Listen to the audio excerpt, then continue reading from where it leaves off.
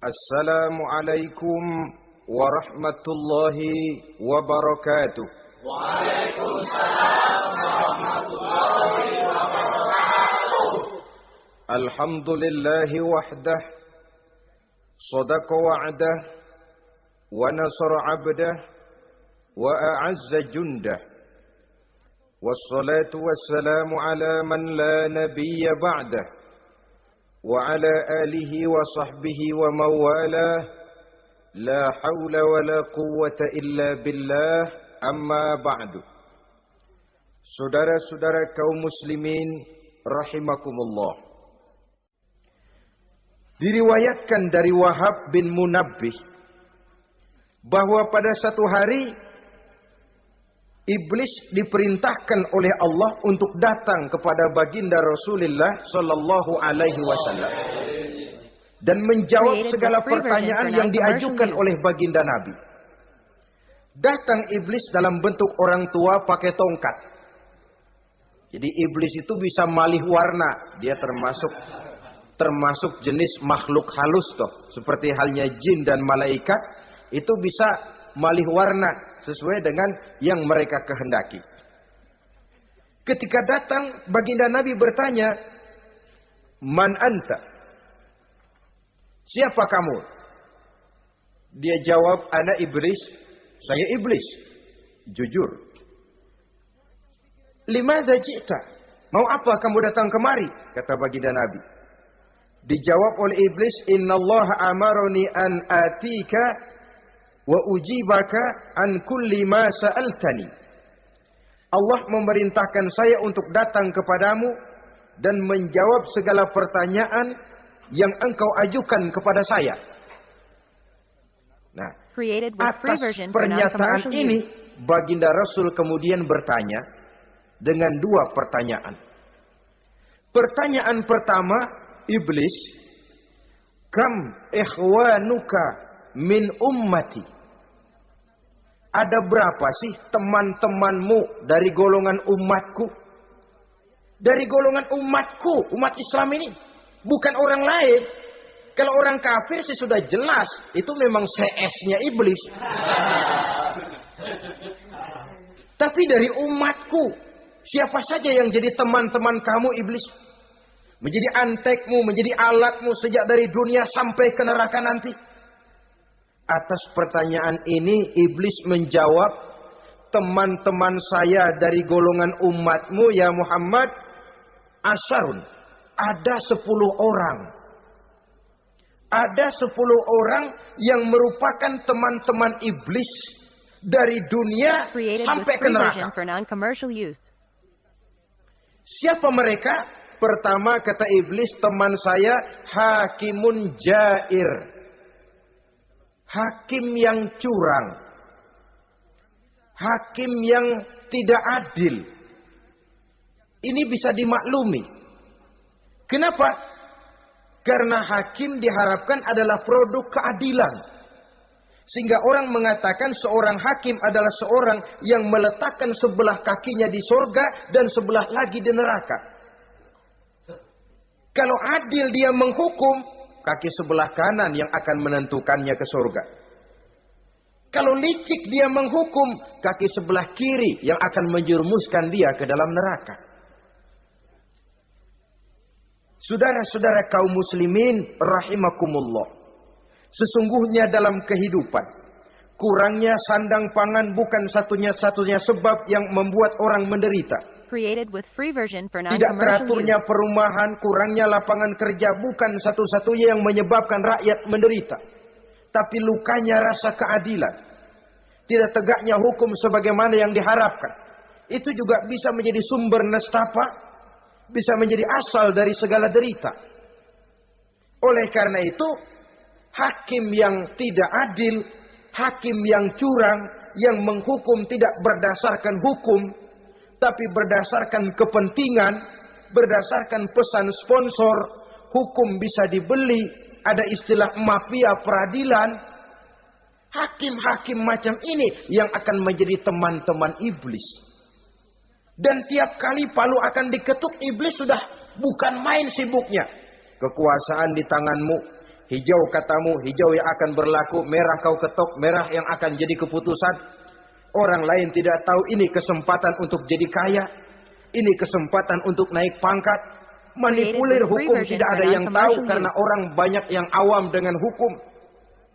Saudara-saudara kaum muslimin, kalau hukum sudah bisa dibeli, atau kalau hukum cuma untuk orang-orang kecil saja, ada kelompok-kelompok yang kebal hukum, maka akan timbullah kiamat di masyarakat, di mana yang kuat makin kuat, yang lemah selalu menjadi mangsa.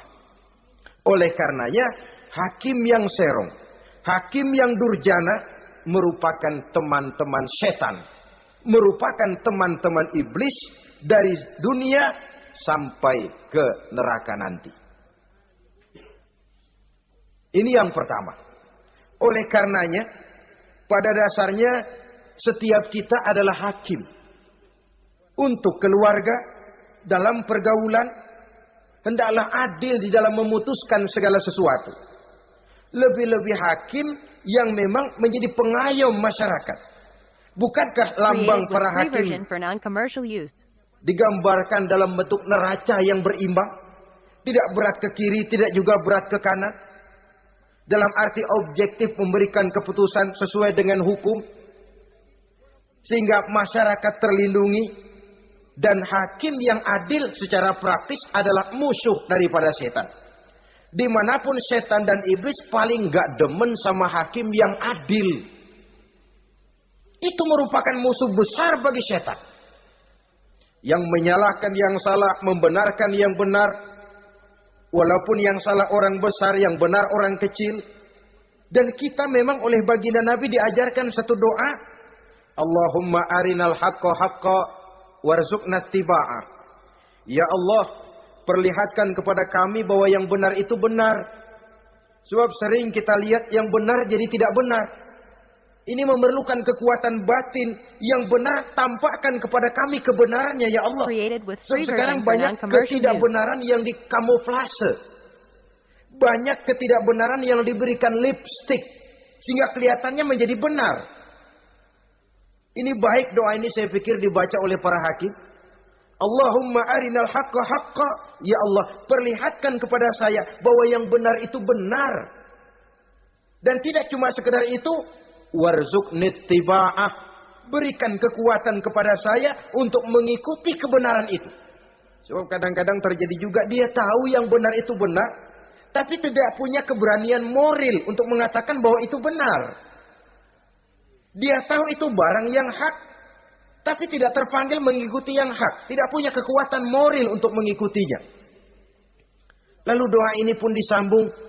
Wa arinal batila batilan warzuqna ijtinaba. Wahai Allah, perlihatkan kepada kami bahwa yang batil adalah batil, bahwa yang salah adalah salah, bahwa yang munkar adalah munkar.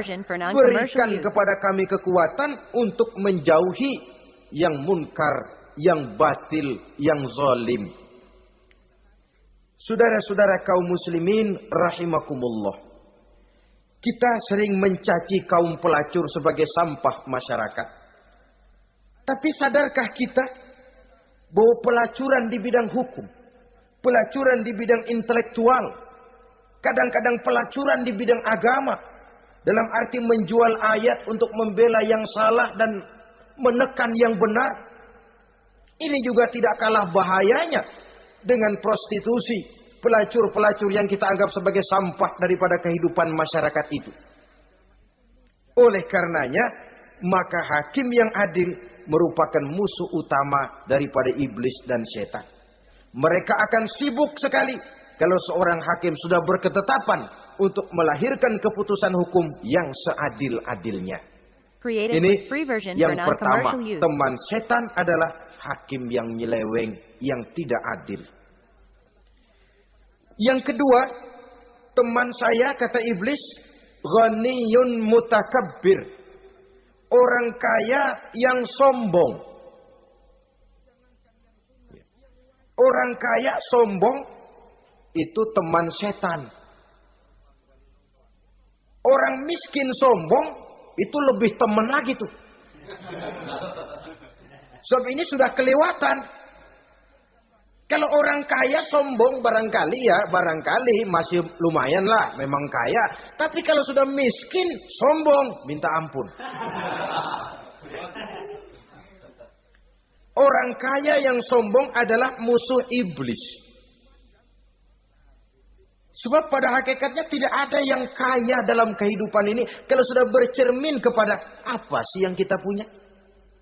Nabi Sulaiman karena merasa menguasai antara masyrik dan maghrib, satu hari pernah mohon izin kepada Allah. Ya Allah, saya mohon izin kepadamu untuk memberikan makan kepada seluruh makhluk-makhlukmu sekedar satu hari saja. Baik. Satu hari Nabi Sulaiman mau menjamin menanggung makannya semua makhluk. Karena merasa kaya. Baik kata Allah. Lalu sibuklah Nabi Sulaiman mengadakan persiapan. Seluruh bala tentaranya, jin, binatang mengumpulkan makanan yang sebanyak-banyaknya. Diatur di satu lapangan yang sangat luas. Sebab ini yang mau makan tentu tidak sedikit. Sudah selesai persiapan, kata Allah, sudah selesai Sulaiman? Sudah ya Allah. Nah, aku mulai dari makhlukku yang paling di bawah. Ikan. Created with free version for non-commercial Ikan use. Nun dipanggil oleh Allah. Rezekimu hari ini mau ditanggung Sulaiman. Naik, makan. Naik ikan ini. Sekali makan seluruh persiapan habis. Goleng kepala Nabi Sulaiman, beliau sadar lalu sujud, maha kaya engkau ya Allah. Boro-boro nanggung makanan semua makhluk hidup sehari, ikan satu nggak keurusan. Ini baru sekali makan, bagaimana nambahnya? Ini apa sih yang kita anggap kaya ini? Maka orang kaya yang sombong pada hakikatnya kacang yang lupa akan kulitnya. Tidak ada yang kita bawa pada saat kita terlahir ke alam ini. Sebagaimana juga tidak ada yang kita bawa pada saat kita meninggalkan alam ini. Harta kita akan pindah nama. Sebab itu yang perlu kita jaga pada hakikatnya tidak lain nilai-nilai iman. Sebab ini yang akan kita bawa. Cuma ironinya, karena iman itu abstrak, bukan benda, orang yang kehilangan iman tidak pernah ribut. Sebaliknya karena harta itu materi, benda konkret, orang yang kehilangan harta cepat merasa, cepat ribut. Motor hilang, ribut. Kenapa? Motor itu benda, kelihatan. Duit hilang, ribut. Televisi hilang, ribut. Kenapa? Benda. Tapi kalau iman yang hilang, wah kelihatannya tenang-tenang saja, Pak.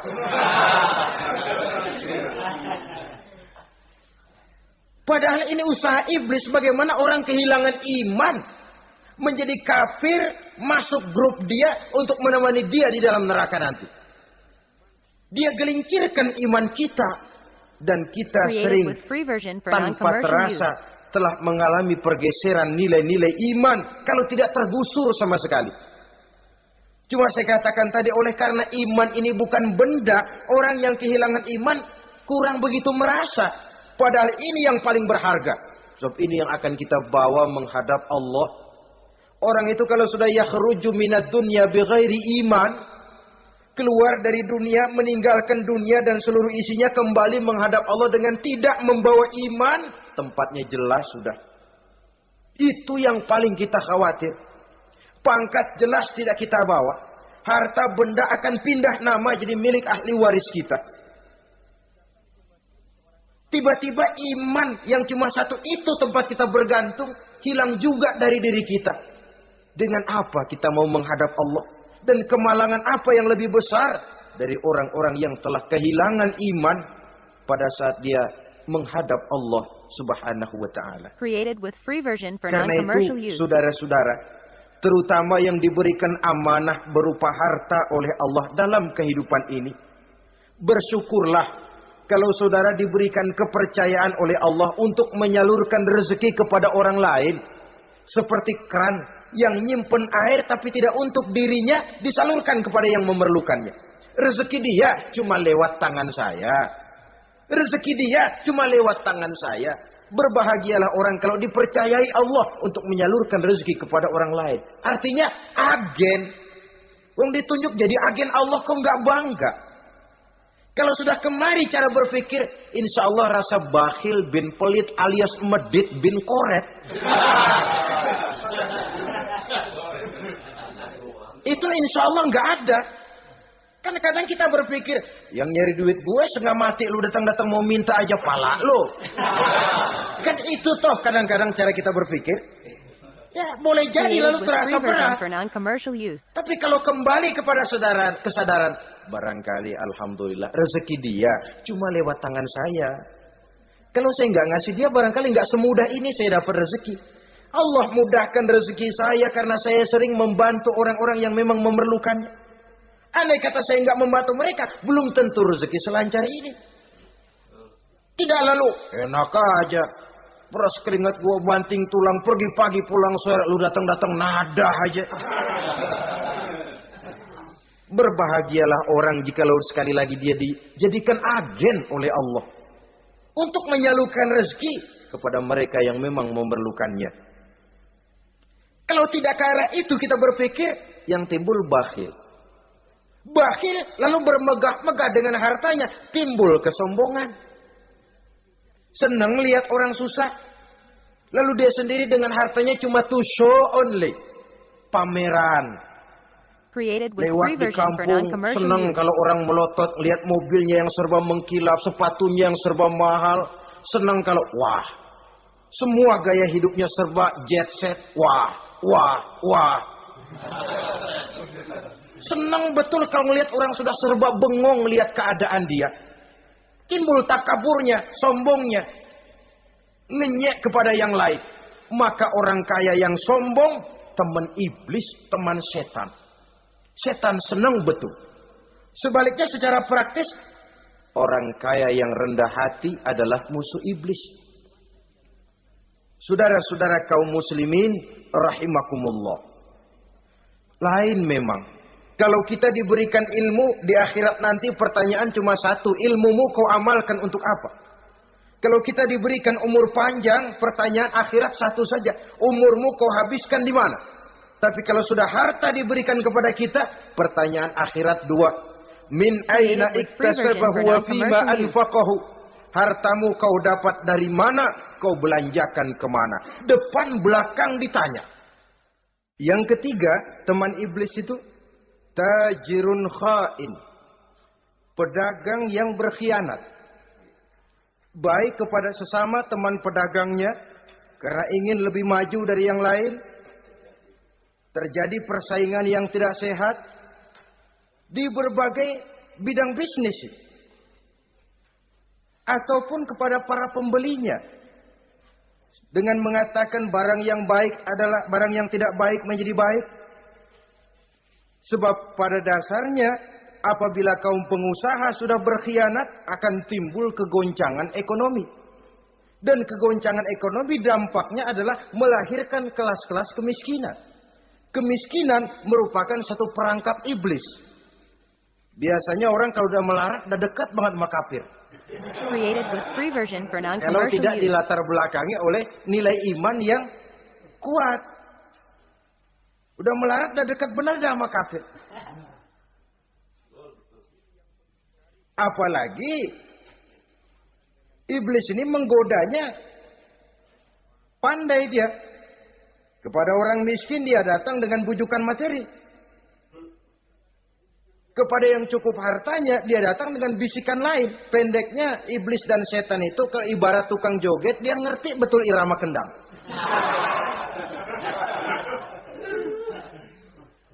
Di mana kelemahan orang itu dia selidiki, dia pelajari, dari arah situ dia masuk. Dan secara strategi perang, iblis dan setan ini posisinya memang lebih menguntungkan daripada kita. Kenapa? Dia melihat kita mah nggak lihat dia. Dia bisa pelajari kebiasaan dan kecenderungan kita. Kita nggak tahu kadang-kadang kelemahan kita. Dari arah itu dia masuk. Created with free posisi version dan for non-commercial strateginya use. lebih menguntungkan daripada kita. Inilah saja yang dapat kita sampaikan pada pertemuan kali ini. Mudah-mudahan ada manfaatnya. Terima kasih dan mohon maaf. Usikum wa nafsi bitaqwallah. Wassalamualaikum warahmatullahi wabarakatuh. Waalaikumsalam.